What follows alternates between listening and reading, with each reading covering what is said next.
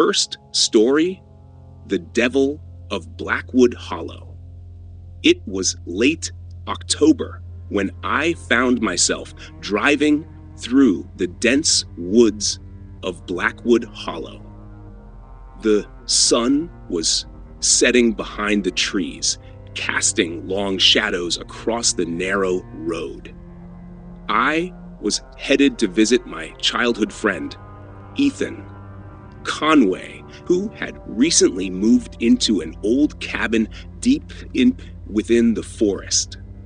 The moment I turned onto the dirt path leading to his property, a sense of unease washed over me. The trees seemed to close in around me, their branches twisting like gnarled fingers, scratching at the sky. Could feel the weight of the woods pressing down on me, an unnatural stillness blanketing everything around. When I finally reached Ethan's cabin, the place looked eerily abandoned. The porch light flickered, barely illuminating the cracked wood and peeling paint. I knocked on the door, but there was no answer. Ethan? I called out, but my voice seemed to be swallowed by the trees.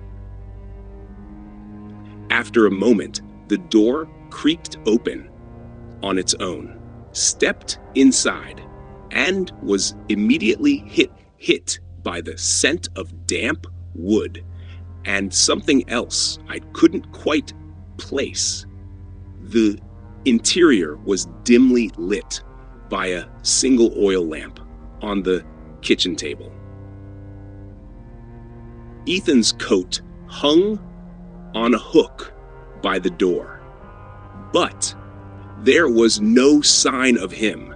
As I walked further into the cabin, I noticed scratch marks on the walls, deep gouges that looked far too deliberate to be the work of animals.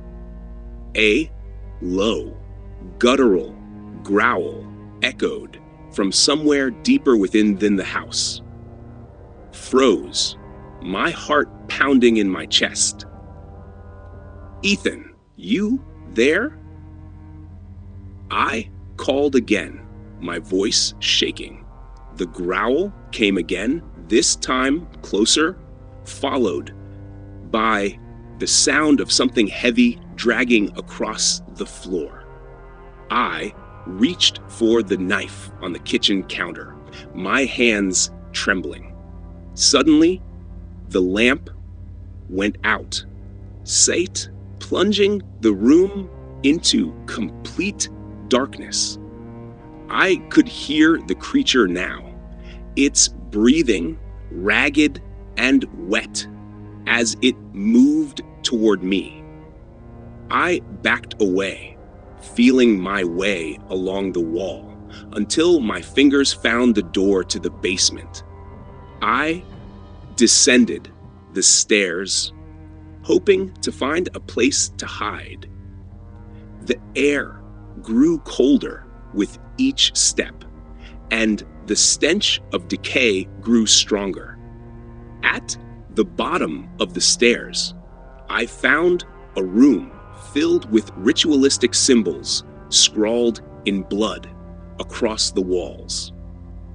Candles flickered on a makeshift altar, stiff and the railing. In the center of the room was a massive horned figure crouched over a pile of bones. It turned its head toward me, its eyes glowing like embers in the darkness.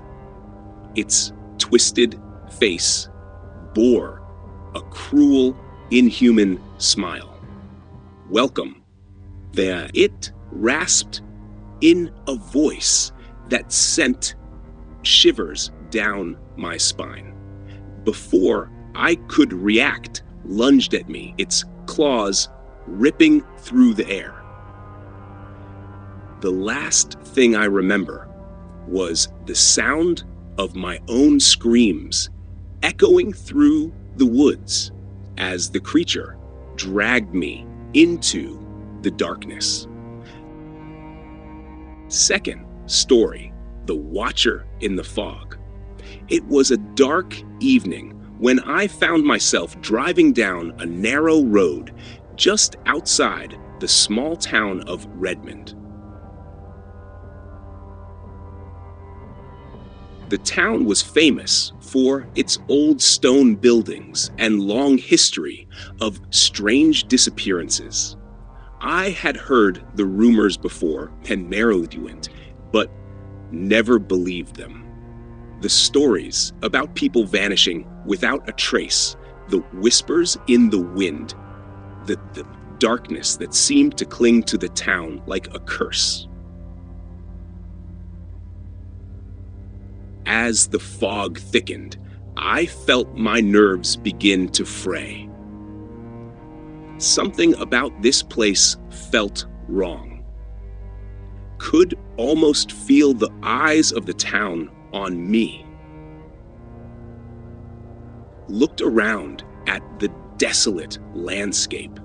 The trees on either side of the road were bare, their branches twisting like gnarled hands, reaching toward the car.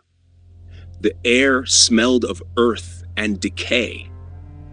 I could feel my heartbeat begin to accelerate, but I pressed on. I needed to get through this place. The fog had grown so dense that I could barely see a few feet in front of me.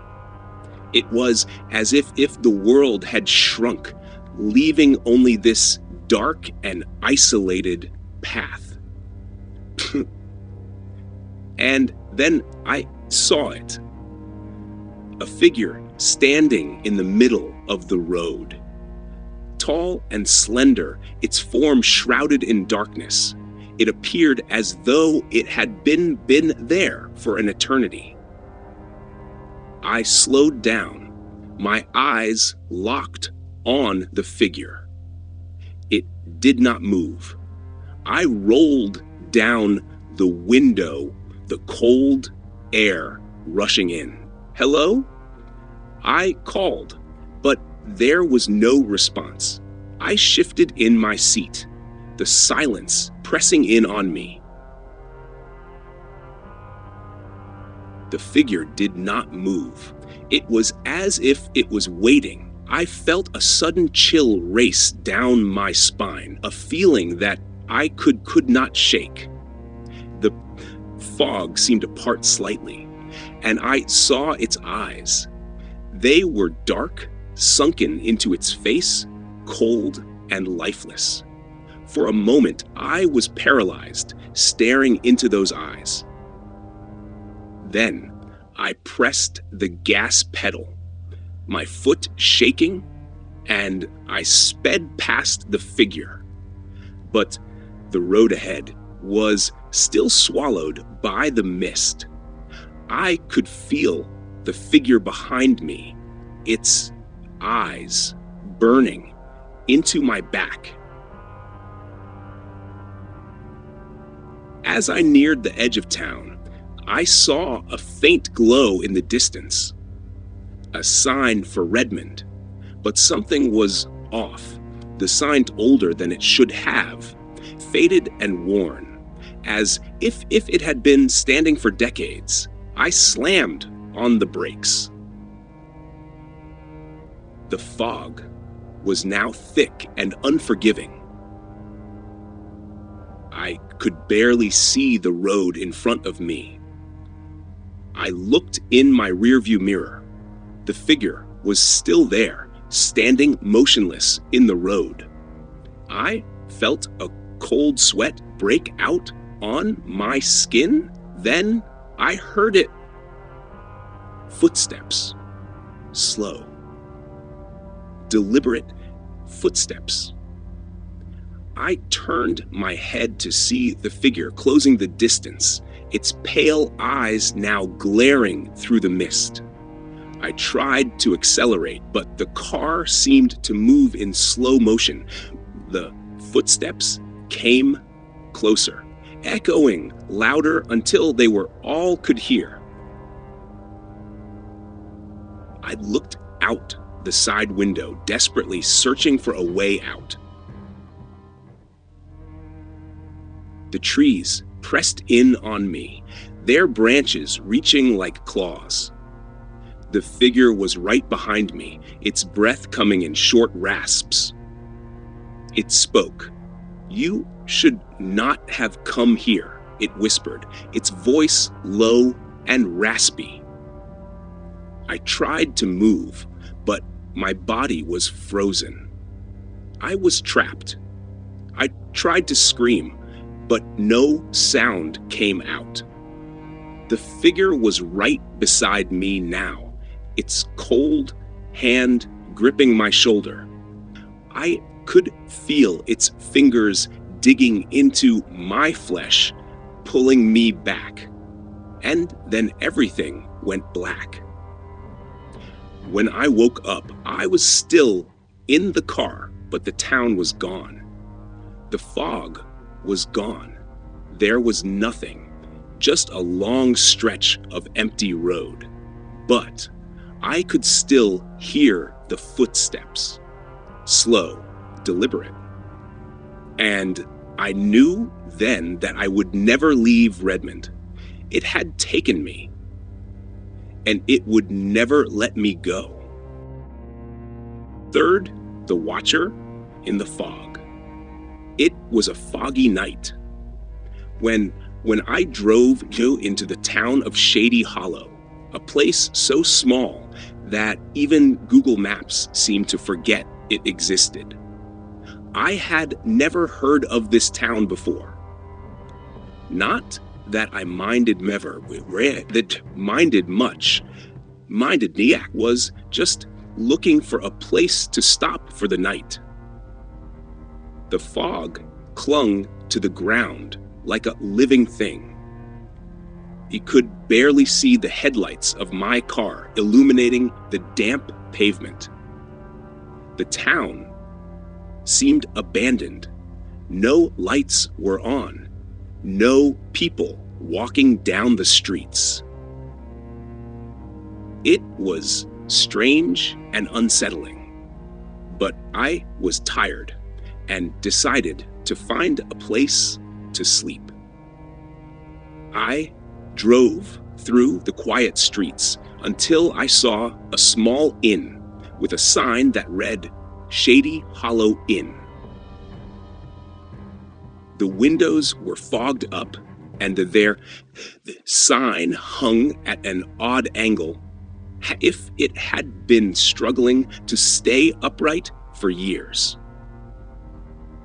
I could hear the wind whistling through the trees and decided to park my car.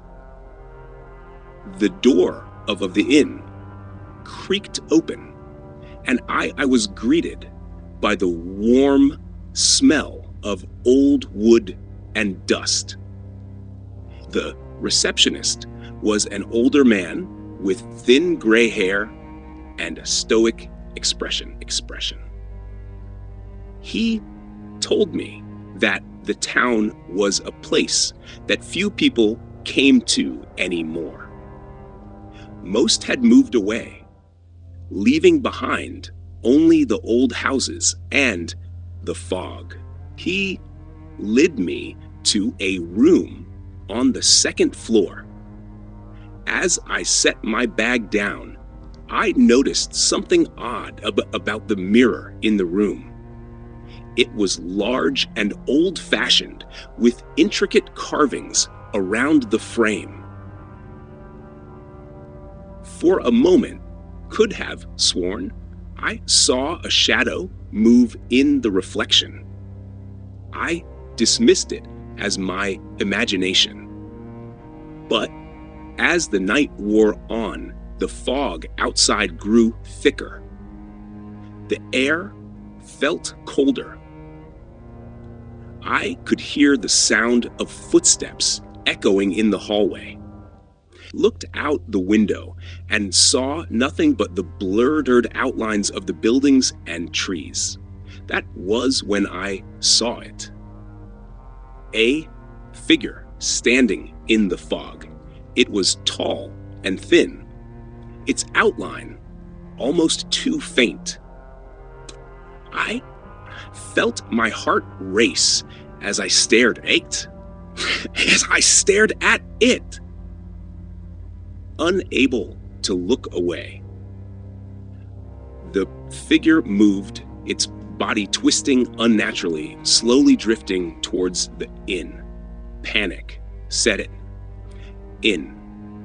I ran to the door, but it was locked.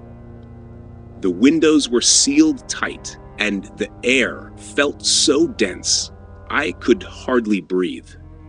Then I heard it. A whisper, soft, almost imperceptible.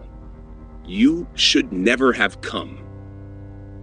I rushed out of the room, but the fog seemed to have swallowed the entire. I could barely see the road, the houses disappearing into nothingness. The figures were all around me. They were watching, waiting. I did not look back. The fog pulled me in, and I felt myself become a part of it. There was no escape. I kept moving, my legs pushing me forward, even as the fog closed in. The whispers grew louder, almost if they were coming from the very earth beneath my feet. I felt my vision blur, the world spinning, as if the fog itself was twisting around me, consuming me. I looked around again, and that's when I saw the other figures. They weren't just shadows in the fog. They were real, their faces pale and distorted, eyes sunken and cold. They were the ones who had been waiting. I suddenly felt a hand on my shoulder, whipped around, my heart pounding, but there was nothing there. Just the fog. Took a step back, and that's when I realized what I had become. One of them. The fog had claimed me, and now I would watch the newcomers, waiting forever. End. Fourth story, The Hollow Screams of Willowbrook. I arrived in Willowbrook on a dreary Thursday afternoon, a town so isolated and forgotten that it didn't even appear on most maps. The air was stale, the wind a whispering shadow as I drove through its abandoned streets. Every house seemed to tell its own story, a tale of long-lost lives and secrets that should have stayed buried. It was early evening, and the sun was setting behind the hills, casting an orange glow over the town. The place was so silent. You could creaking of old wood, the rustle of dry leaves, but no footsteps, no voices, just the sound of nothing. I checked into a small motel, one of the only places that looked remotely alive, its neon signs flickering dimly. The receptionist, gaunt woman named Maggie, gave me a long look before handing me the key. Her hands were cold, and she mumbled something under her breath, something that sounded like a warning. "Don't go out tonight," she whispered, her eyes wide.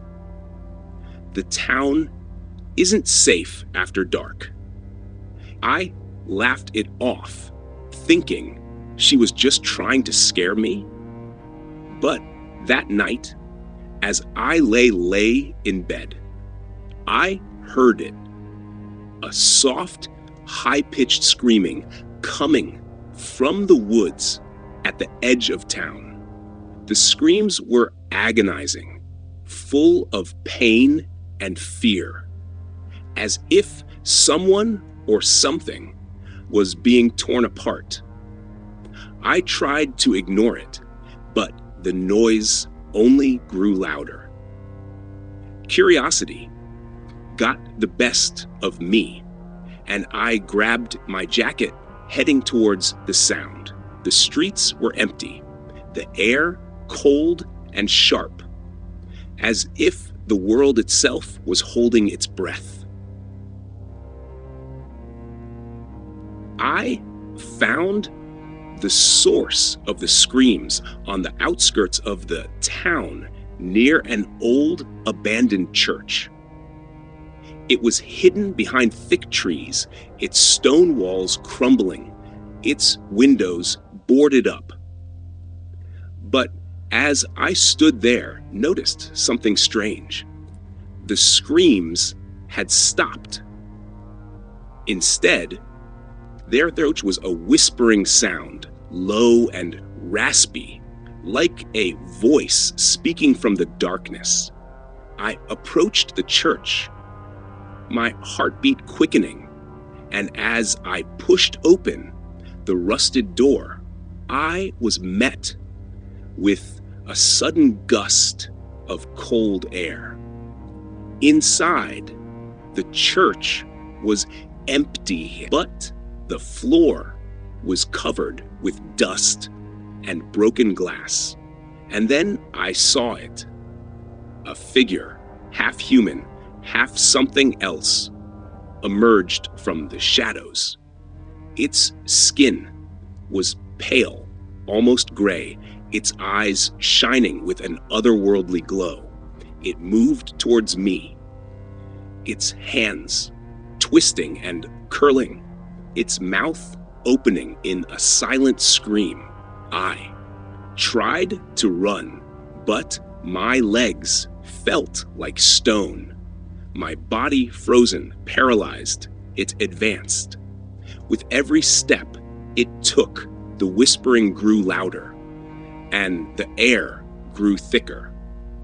Then the whispers stopped, replaced by single word, slowly, "Run." But it was too late. The last thing I remember was its cold hands gripping my shoulders, its breath hot on my neck.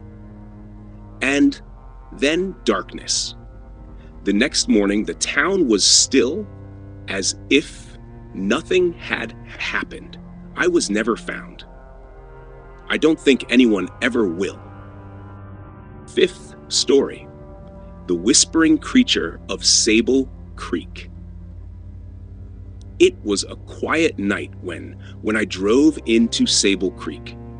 The town was almost empty, its dimly lit streets casting long shadows against the old brick buildings. I was tired from the long drive, but something about the air felt wrong. The town was too still, too silent. As I passed the creek that ran through center of town, I heard a soft whisper. It was faint at first, but as I drove further down the road, the whisper grew louder. It was a voice, but not a human voice. It sounded unnatural, distorted like it was coming from somewhere deep under the earth. Pulled over to the side of the road, my heart racing. The whisper was all around me, but when I looked out of the car window, there was nothing, just the darkness of the night.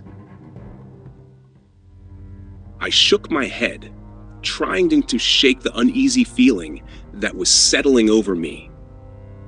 It was probably just my mind playing tricks on me, I thought. But then I heard it again. This time it was closer, louder. I started the car and drove faster, but the whisper followed me.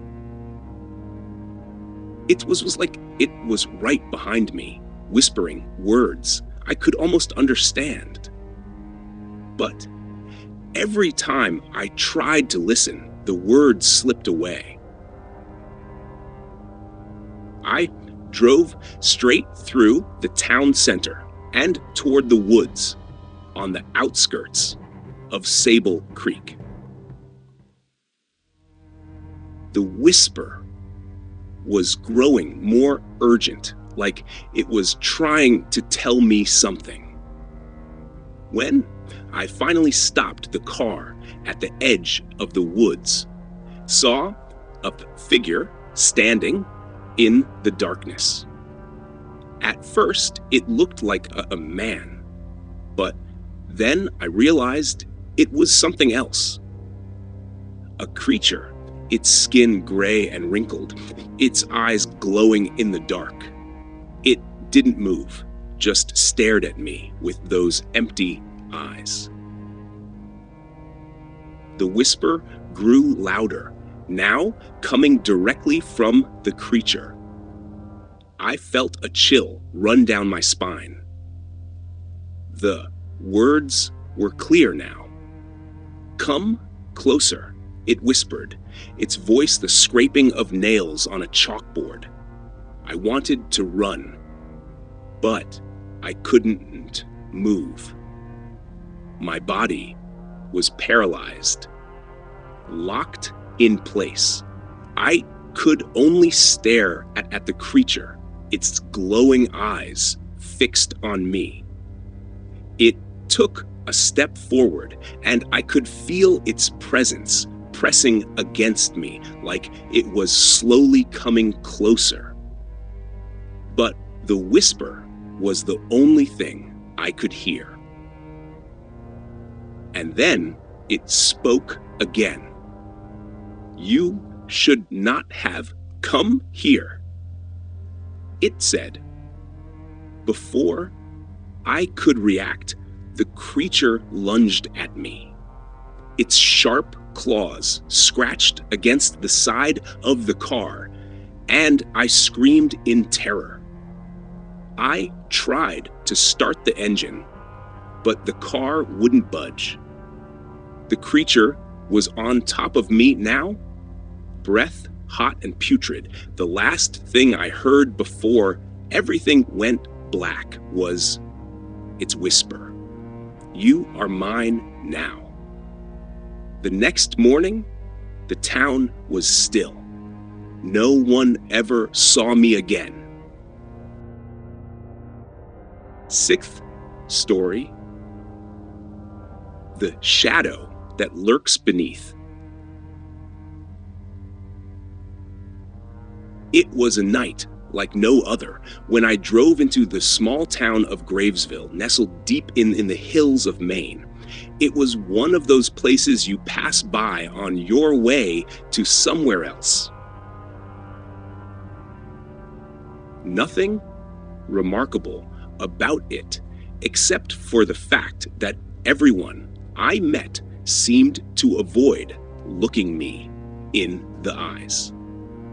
I had stopped here to stretch my legs after a long drive on the lonely highway. The town was strange, quiet, as if something had fallen silent in the air.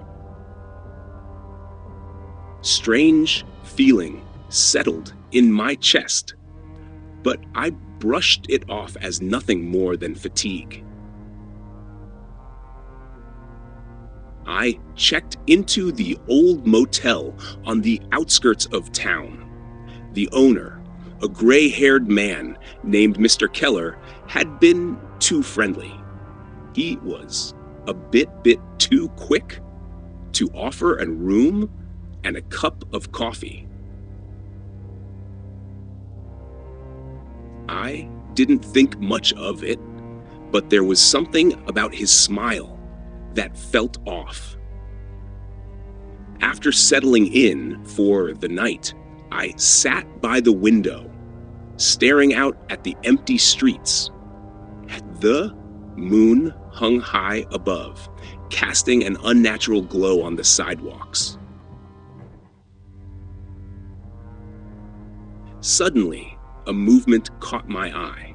A figure lurched from the shadows, half hidden by the darkness. It was moving incredibly slow, as if dragging its own weight through the night. The figure was tall, unnaturally so, with long arms that swayed like branches of a tree. I could barely make out its features, but there was something about its form that made my blood run cold.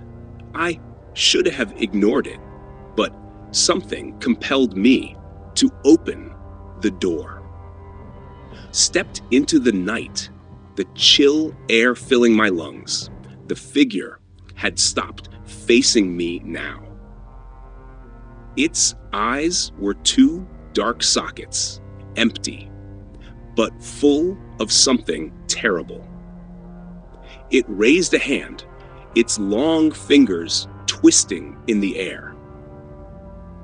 I tried to speak. My voice caught in my throat. A sudden whisper filled my mind.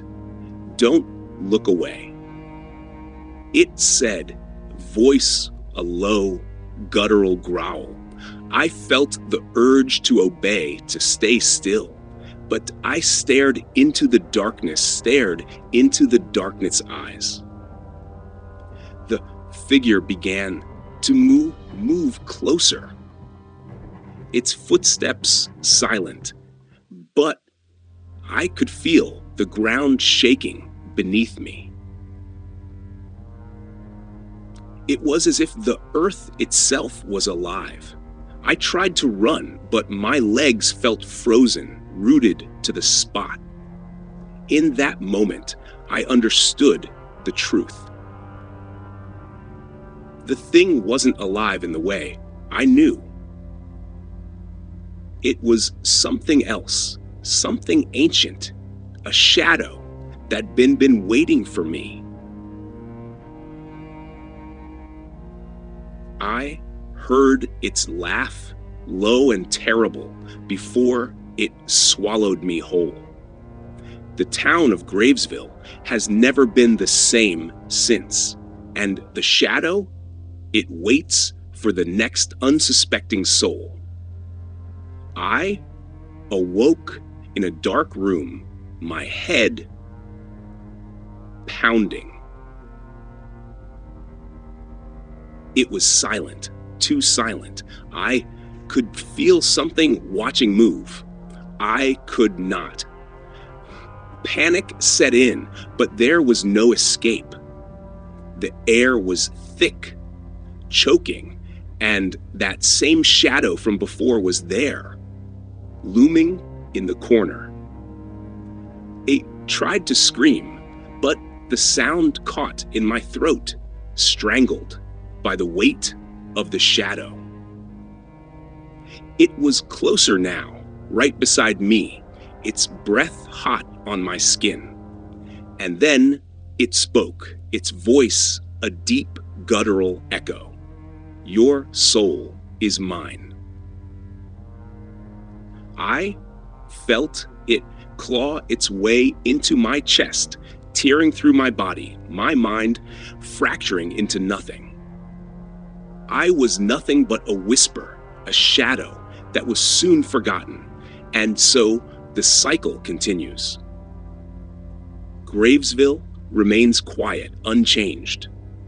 But every night, the shadow waits for someone new. Someone who thinks they can escape, and it never lets go.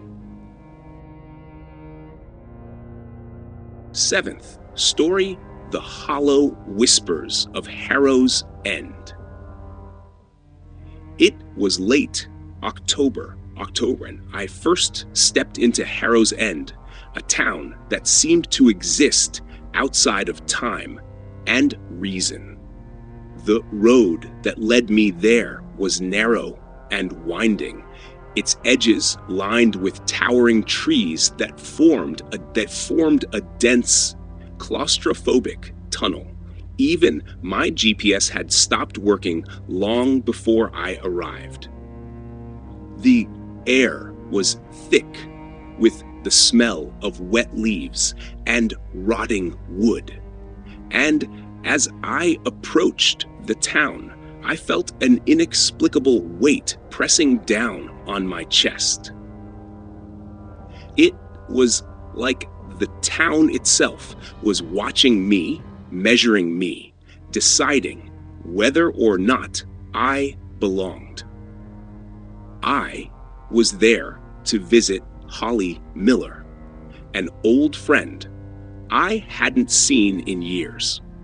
She had moved to Harrow's End a few months ago to start fresh, or so she had said in her last email.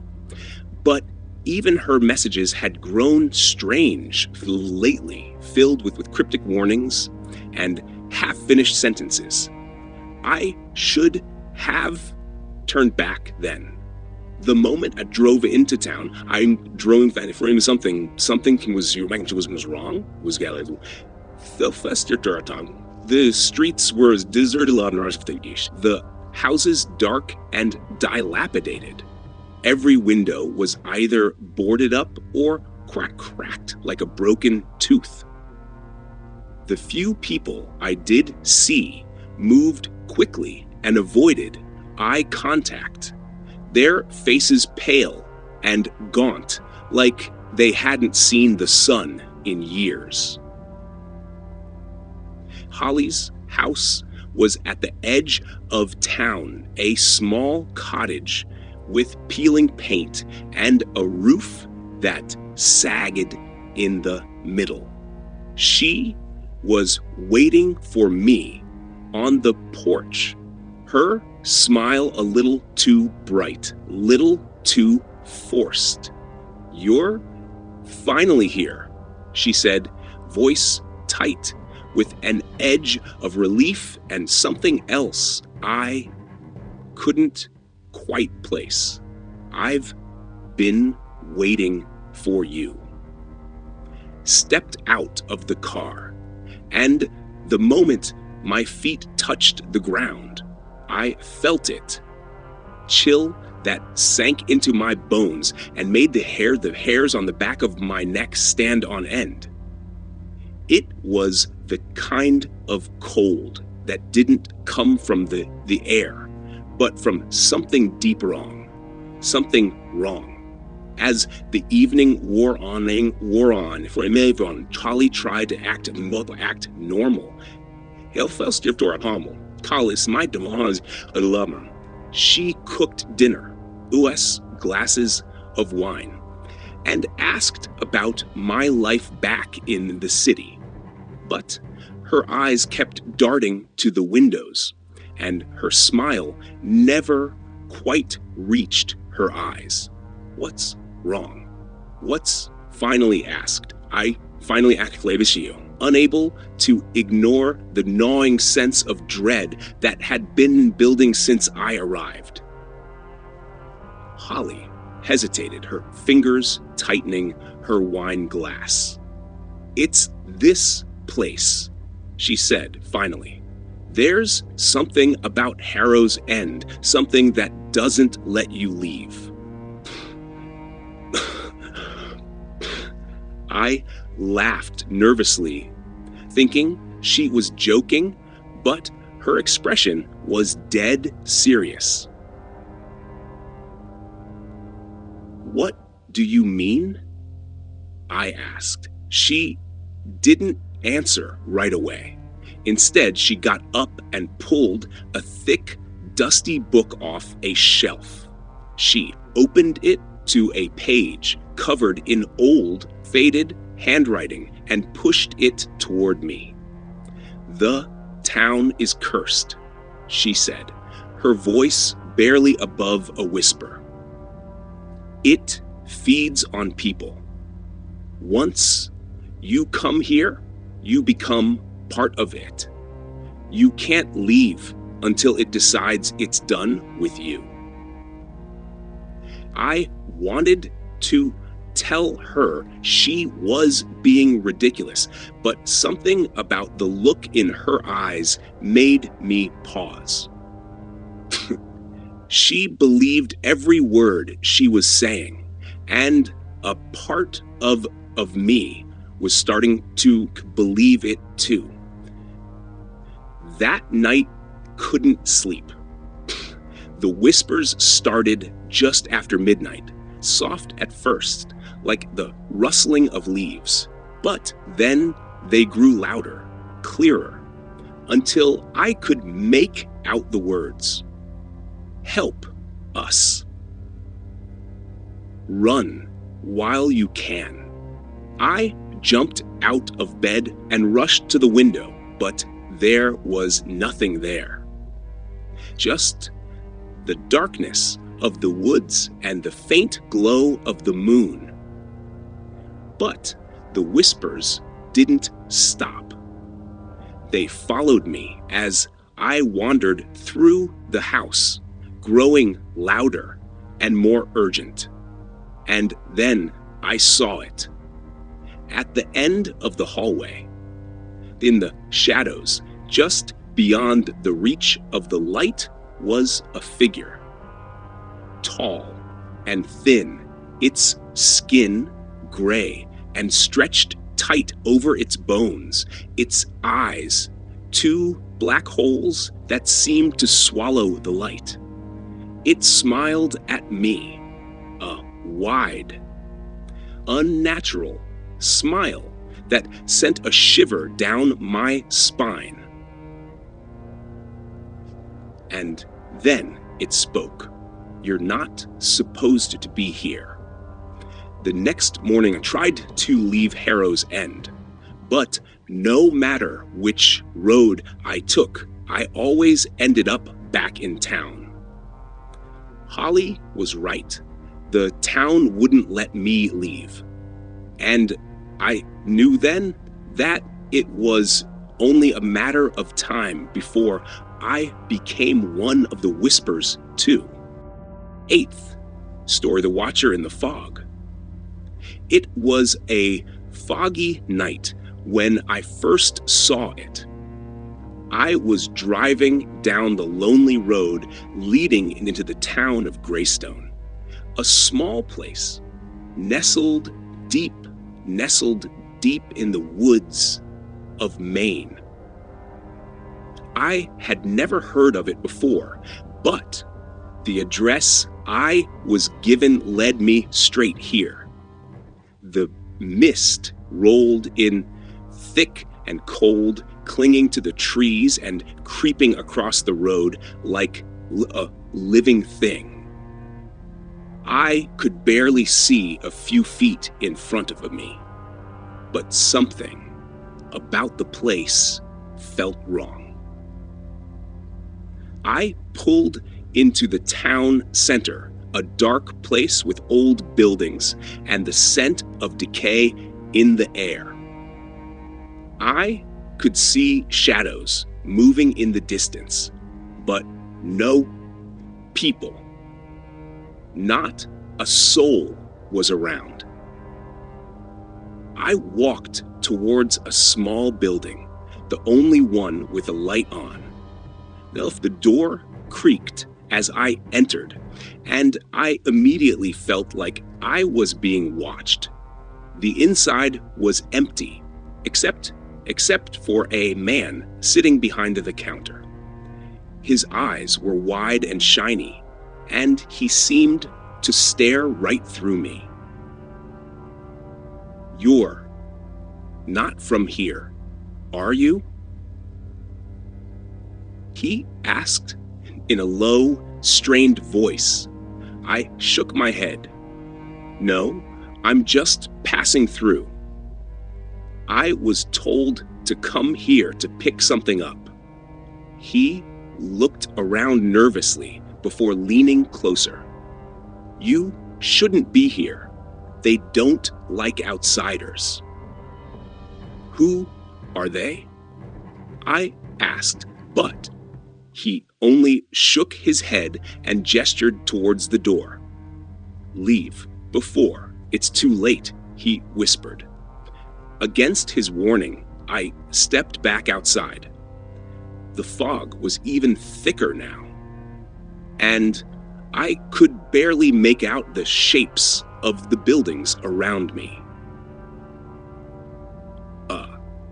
Low, distant, filled the air, the growing louder with each passing moment. As walked down the street, I noticed movement in the shadows. Figures too tall and thin to be human slithered through the fog. Their eyes, bright and glowing, locked onto me. I quickened my pace, trying to find shelter. Every door I tried was locked, every window shut tight.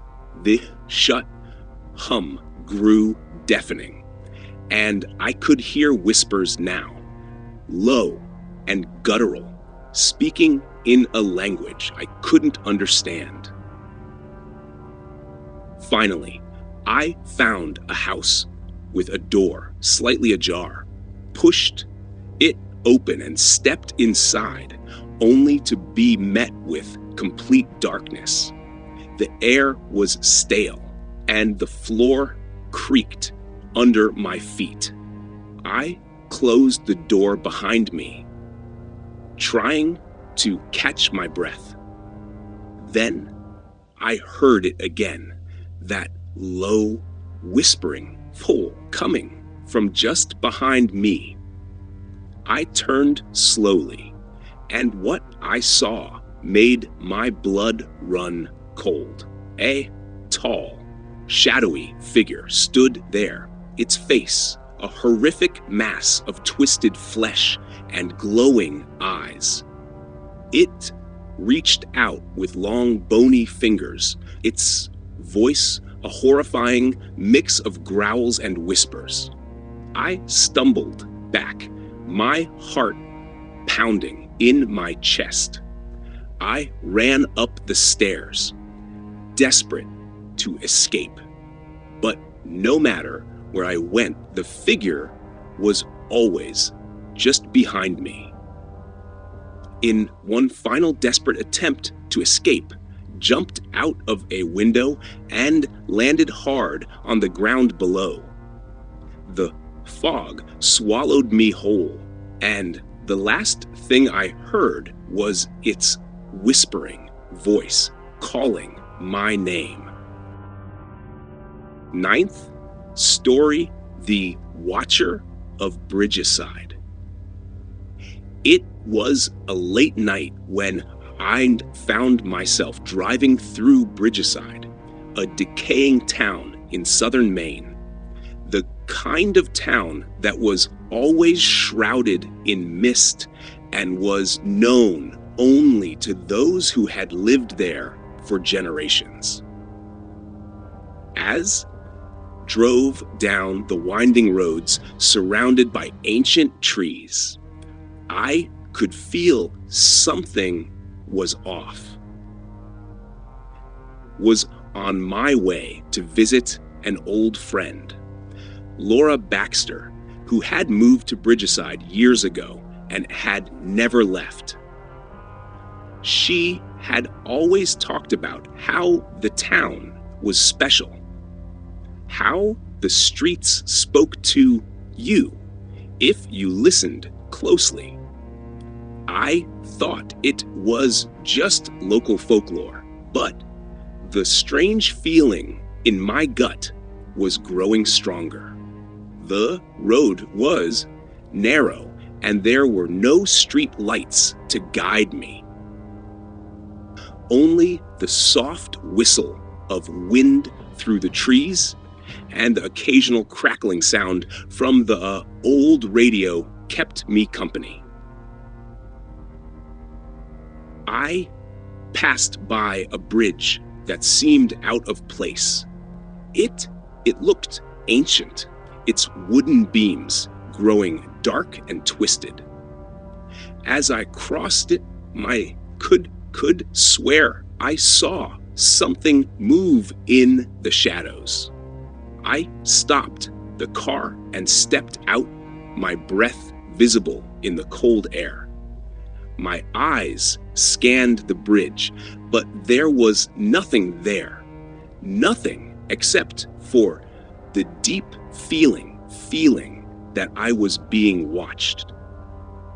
I shrugged it off, telling myself it was just the silence playing tricks on me.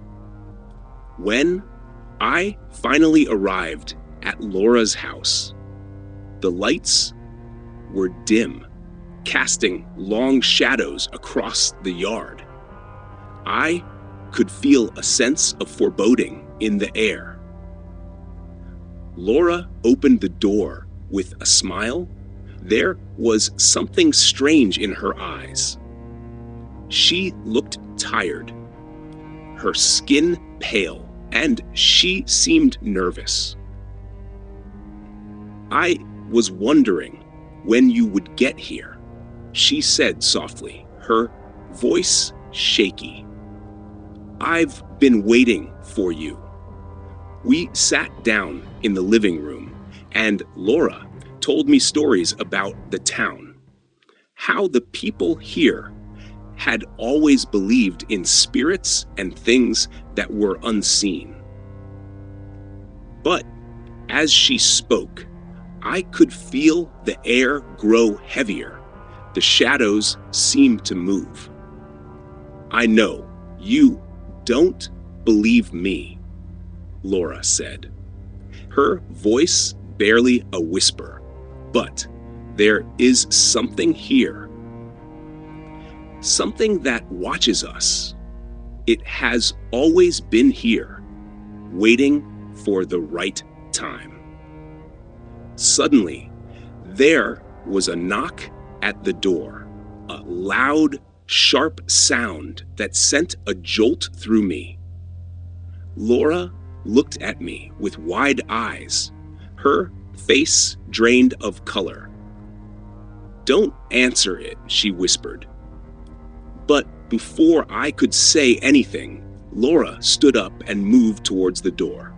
I grabbed her arm, stopping her. "Laura, don't open it," I pleaded, but it was too late. The door creaked open on its own. There was a shadow in the frame. A dark, tall figure loomed in the doorway, its features too blurred to make out. I could feel my heart pounding in my chest, a sudden wave of cold sweeping over me. "Laura," I whispered, but she didn't move. She was staring at the figure with an expression of horror. I tried to pull her away, but she was frozen. The figure stepped inside, its presence so overwhelming that I could barely breathe. It was like the air had turned to stone. And then I heard the voice. She belongs to me?" it said, its voice low and growling. Laura screamed, a sound that ripped through the silence. And then she was gone. The last thing I remembered was the figure reaching towards me. And then everything went dark. When I woke up, I was back in the car. But Bridgeside was no longer there.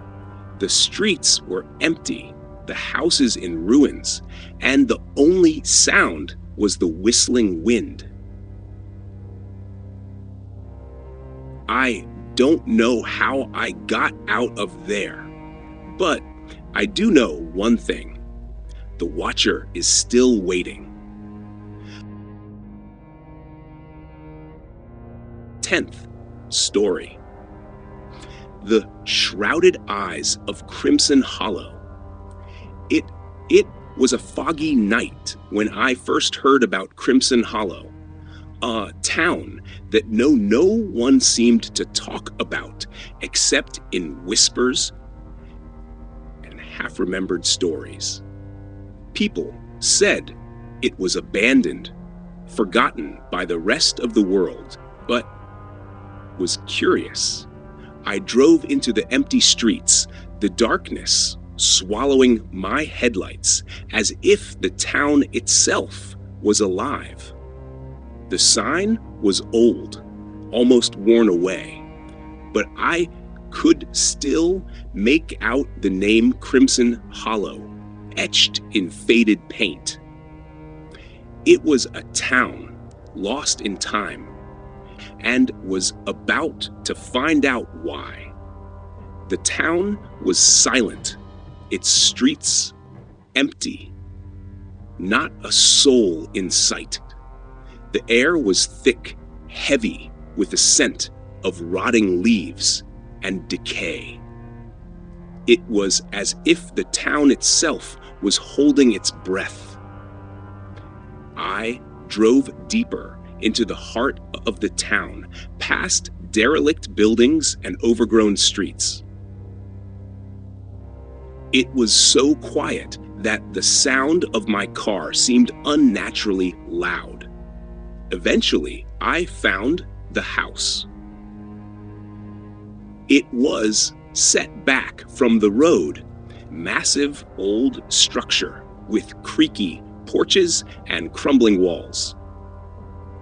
The windows were bare, some broken, others boarded up, but it was the door that caught my attention. It was wide open. I hesitated for a moment, but my curiosity pushed me forward. I stepped out of the car and walked toward the house. The door didn't creak when I pushed it open. It was as if the house was waiting for me. Inside, the air was stale, cloying the smell of mildew and dust everywhere. The floorboards creaked under my feet. I could hear the distant sound of water dripping, a sound that seemed to come from the walls themselves. I moved through the hallway, careful not to disturb the broken furniture and decaying paint. Felt cold, unnervingly cold, and I couldn't shake the feeling that someone or something was watching me. I came to staircase, its steps shrouded in darkness. A tingling sensation crept up my spine. It was a feeling I couldn't ignore. I descended into the basement. The temperature dropped with every step, and the whispers started. At first, I thought it was the wind, but it wasn't. The voices were too distinct, too urgent. They sounded almost like they were coming from the walls, murmuring in a language I couldn't understand. I reached the bottom of the stairs, where the air was thick with dust. A flickering light hung from the ceiling, casting strange shadows on the walls. I turned and saw a small room. The walls were lined with old bookshelves. But it was the mirror in the center of the room that caught my attention. At first, I didn't think much of it, but then I noticed something wrong. The mirror wasn't just reflecting the room, it was reflecting me, but not as I was. I looked closer, and I saw the eyes, dark, shrouded eyes, staring back at me. They weren't my eyes, they were someone else's. I stepped back, my heart pounding in my chest, but the eyes followed me. They never blinked. I tried to turn away, but the eyes stayed locked on me. And then I heard it, a whisper, a single word, "Stay." I turned to run, but the door slammed shut. The room became darker, shadows growing longer, more twisted. I could feel the presence behind me, closer now. I could hear its breathing. The eyes weren't just in the mirror. They were in the room. They were in my head. I screamed and tried to force the door open, but it wouldn't budge. The whispers became louder, their voices rising until they were roar. I fell to my knees, my hands grasping at the cold floor, and then the eyes were everywhere. I could see nothing but them, their darkness consuming everything. The last thing I heard was the whisper, a single word, repeated over and over again, "Stay." And then there was nothing. Crimson Hollow had taken me